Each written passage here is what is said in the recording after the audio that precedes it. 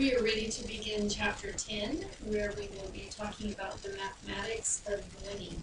And we are going to look at several formulas and figure out how to use them. I'll show you how to use them on your calculator. I'll show you how to use the formulas, some of them in Excel, to do some calculations. And we'll do a project where you compare one type of savings account to paying something with your credit card. So this should be directly applicable to your lives, so I hope you find it interesting. First, we're going to talk about percents to decimals and figure out how we make those conversions. So if we have a percent, say 10.45%, and we want to convert it to a decimal, I want you to think about what would you do to make that conversion. So the first thing I think of when I want to convert a percent to a decimal is I take that percent, 10.45, and divide it by 100, and that's going to convert it into a decimal form. So if I do that on my calculator or do that in my head, I come up with 1045. So I could write a decimal equivalent as 0.1045.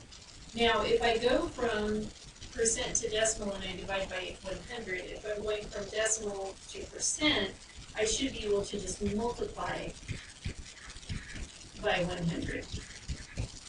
And when I do that, I'm going to end up with 45.6%. And this one's 100% to decimal. So we have 45.6%. Now you might notice an easier way to make that conversion from percent to decimal, and I hope you're thinking about that because that's what this entire section is about, is quicker ways to calculate simple operations in math. And for this one, converting from a percent to a decimal, I can see my decimal point, let me change my pen color, my decimal point was here, and I moved it 2 places to the left to go from percent to decimal. So move your decimal 2 places left.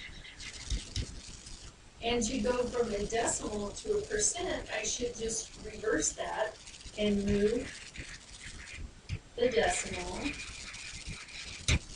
2 places right. So from here, my decimal point was here, and I moved it right 2 spots, and it moves right in between there, 45.6. When you move it from a decimal to a percent, you need to show the percent sign. When you move from a percent to a decimal, you remove the percent sign. So there's a few more for you to try.